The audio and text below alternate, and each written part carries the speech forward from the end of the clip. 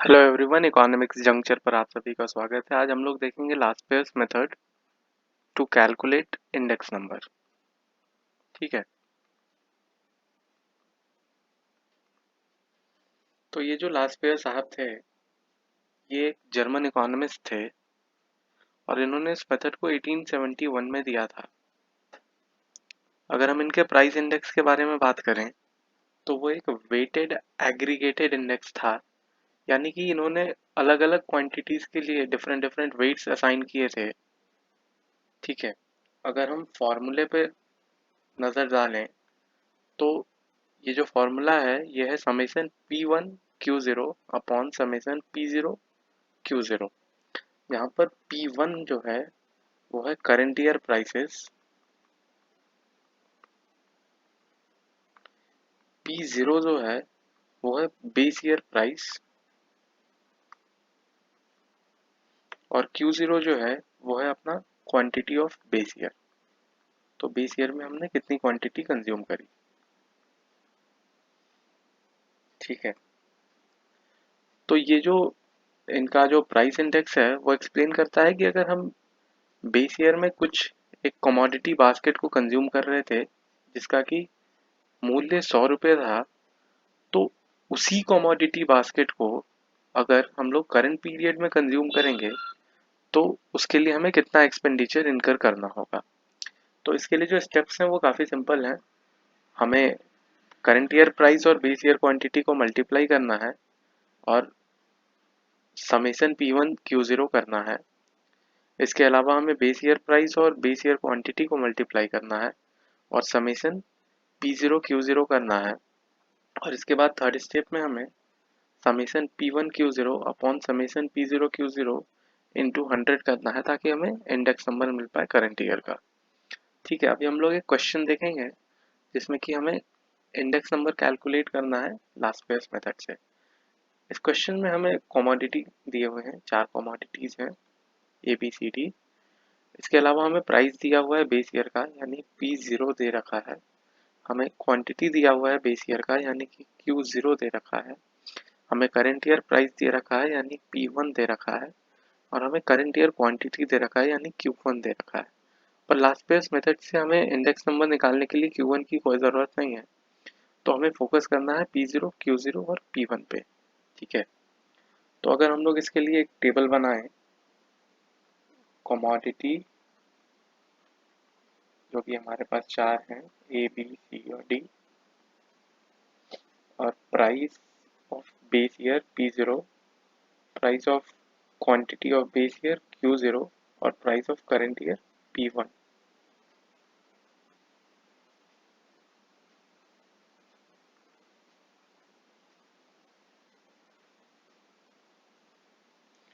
तो हमारे पास P0 है 20, 50, 40 और 20। 20, 50, 40 और 20।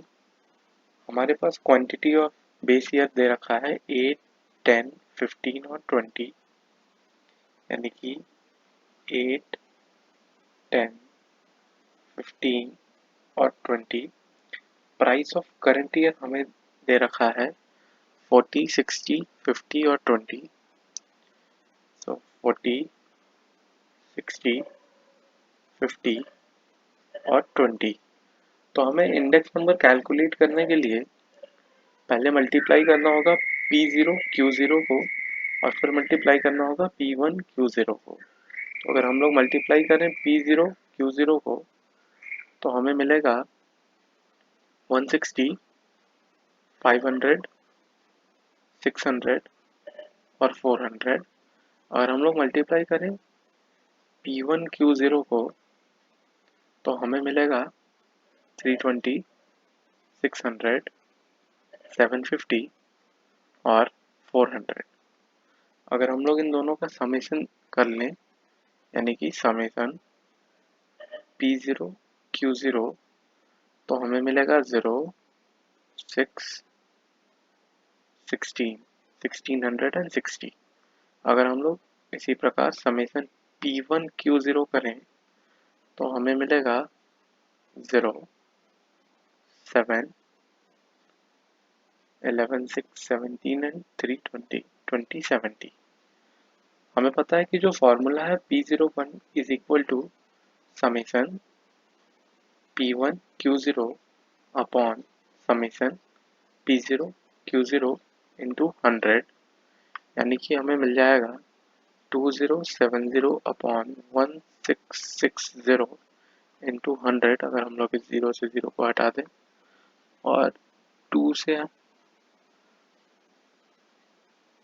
करें तो हमें मिलेगा 1035।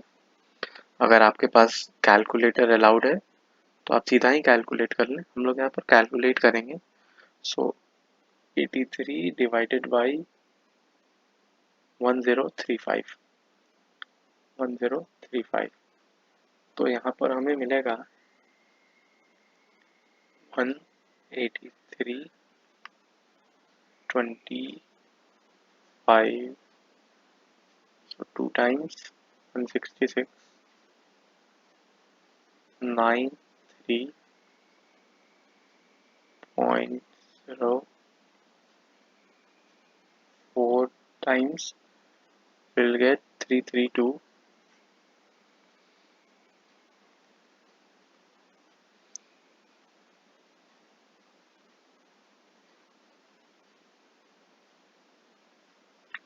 फोर 98,280 और ये 9 टाइम्स में हमें मिलेगा तो 12.469। So we will get 12.469 into 10। तो हमारा इंडेक्स नंबर जो हो गया वो हो गया 124.69। ये हमारा आंसर है और यही हमारा इंडेक्स नंबर है एज पर लास्टवेयर्स मेथड। ठीक है, तो अगर अब हम इस मेथड के एडवांटेजेस देखें तो ये बहुत इजी है कैलकुलेट करने के लिए। इसके लिए हमें क्वांटिटीज ऑफ फ्यूचर ईयर की कोई ज़रूरत नहीं है। ये एक बहुत अच्छा पैरामीटर है अगर हमें कुछ पॉलिसीज फ्रेम करनी है टू कंट्रोल इन्फ्लेशन। बिकॉज अगर हम यहाँ देखें, ये जो 124.69 है ये बता रहा है कि 24.69% is the price rise if compare to the base year. ठीक है, तो यहाँ से हम इन्फ्लेशन कैलकुलेट करते हैं और इसलिए ये हमें मदद करता है अगर हमें कोई इन्फ्लेशन रिलेटेड पॉलिसीज बनानी है। ऑफ कोर्स इसके कुछ डिसएडवांटेज हैं बिकॉज हम लोग सिर्फ Q0 को कंसिडर करते हैं और Q1 को यानी कि करंट ईयर क्वांटिटी को कंसिडर ही नहीं करते हैं इस इंडेक्स नंबर में। तो इससे क्या होता है कि अगर कोई भी जो न्यू एंट्रेंट है उसे हम कम्प्लीटली इग्नोर कर देते हैं क्योंकि वो तो Q0 टाइम पीरियड में था ही नहीं। और क्योंकि हम Q1 को कंसिडर करते नहीं हैं तो अगर कोई सब्स्टिट्यूट गुड आ गया जो कि टेक्नोलॉजिकली मोर एडवांस्ड है तो जो ओल्ड और ऑब्सोलीट गुड है उसकी प्राइस बढ़ जाती है। तो ये एक और डिसएडवांटेज हो गया। ठीक है, आज हम लोग यहीं पर रुकेंगे। Thank you and have a nice day.